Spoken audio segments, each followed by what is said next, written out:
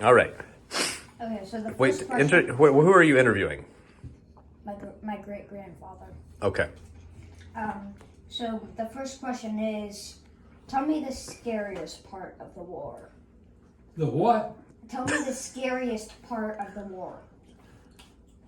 The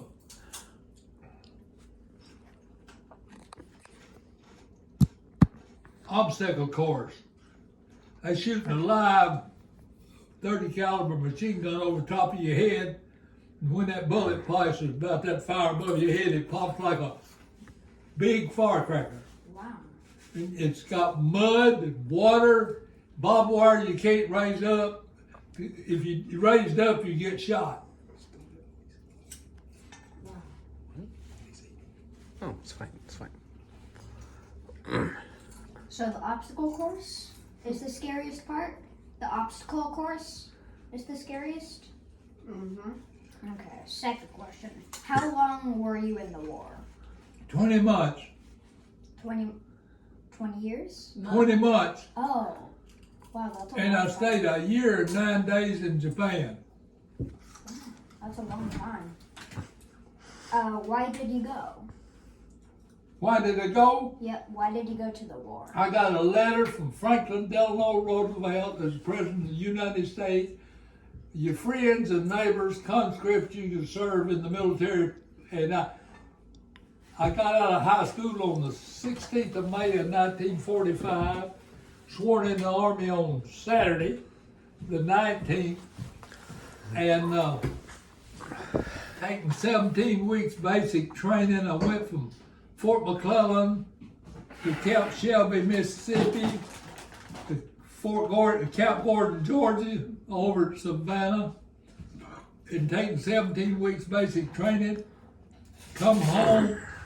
They give us 21 days to come home and be in Fort Ord, California in October of 1945. The war was over with when I was in basic training.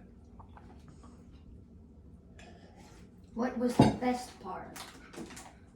On Christmas Day, 1946, they give me my discharge.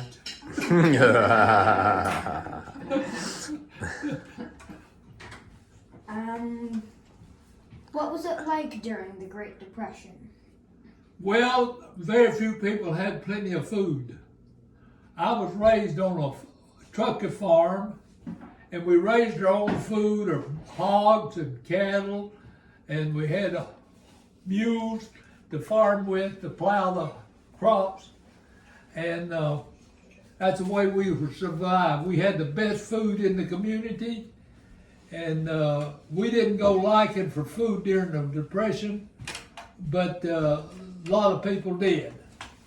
And my daddy helped support the whole community where we lived. What was his name? My daddy was Luther Brack Hudson, and he was born on February the 7th, 1995. Wow. That's a good name. Brad. 1895. 1895. Tell me about the rough times in the olden days. Tell me about the rough time in the old days. Well, we didn't know we was poor till somebody told us. We didn't have no money per se. People work for 10 cents an hour. They get $1 a day for 10 hours. And they usually work from sun up to sundown. And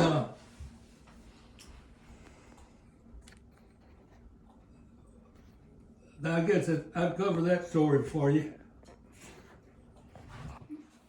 Do you remember getting a TV for the first time?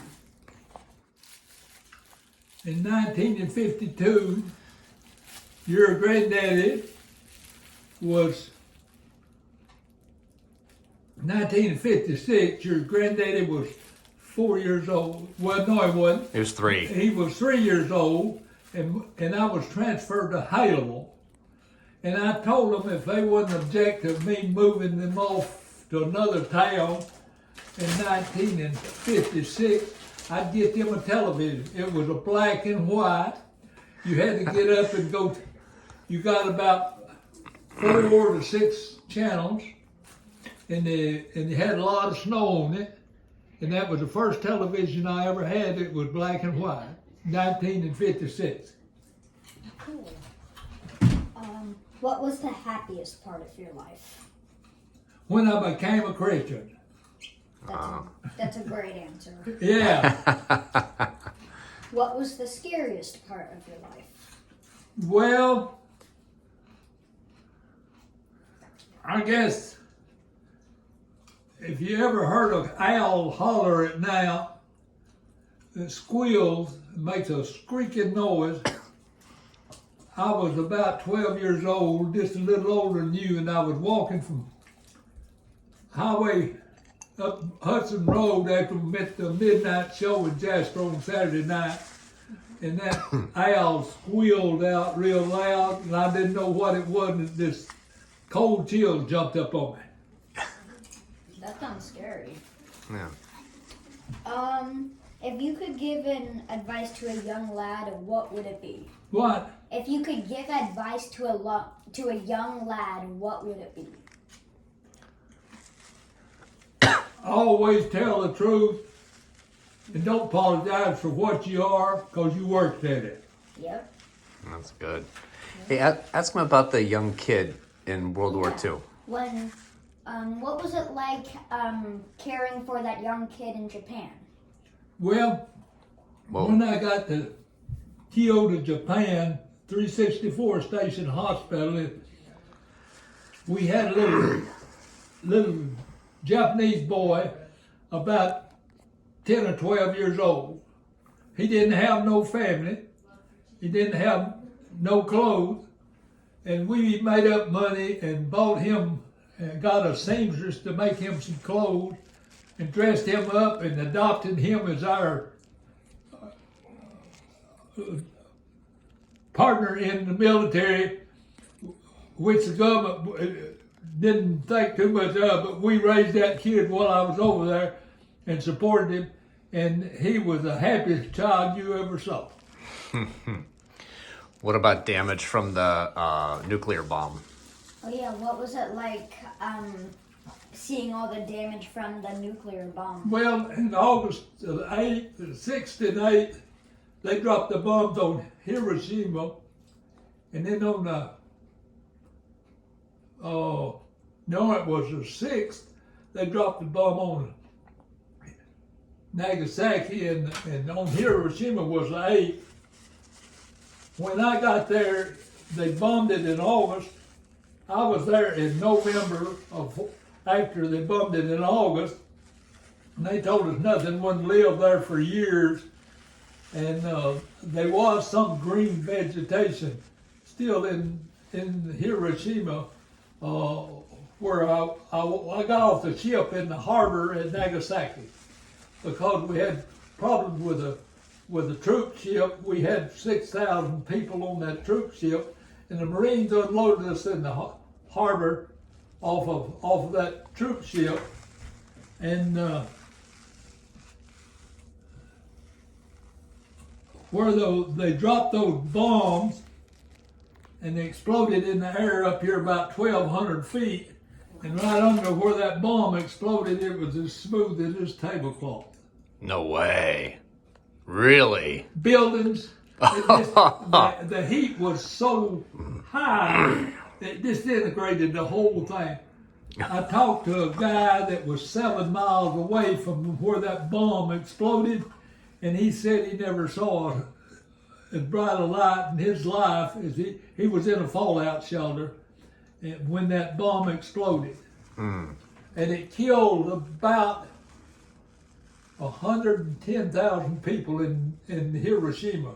I don't remember what it killed in Nagasaki, but it was in August the 8th, and it was real hot and muggy in Japan weather at that time of the year. And they piled them up on the people, dead people on the street, and picked them up and loaded them on a truck and carried them out there, dumped them in the bay because they couldn't get rid of them fast enough. So they threw them in the ocean there after the bomb exploded in Hiroshima. When you were younger, I guess it would be in your teen years, were you ever scared of Hitler? No, I was too young to have fear. Oh, That's the reason the Army wants people 18, 19 years old, because they don't have any fear. Fear don't come most of the time till they're over about 24 or 5. And they train you, they do the best job of training soldiers of any country in the world, the United States Army does. good. Those are good questions. You have any others, or is that it? I think that's it. That it? Yep. If you think of something else you won't know, you call me. I'll be glad to. All right, shake his hand. All right.